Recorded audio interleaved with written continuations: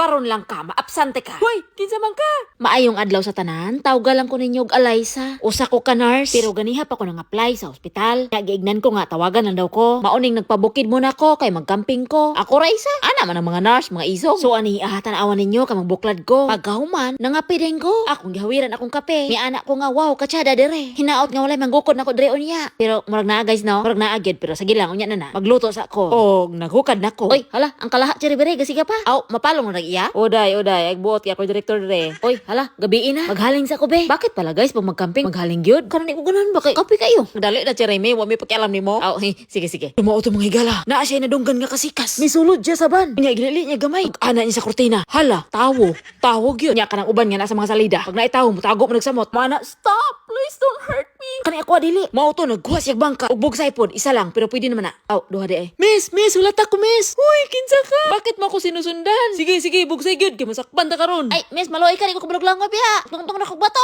Tabangi ko. Oh, naraw. Dawata. Kinsa man ka ngano imo kong gigukod? Ha?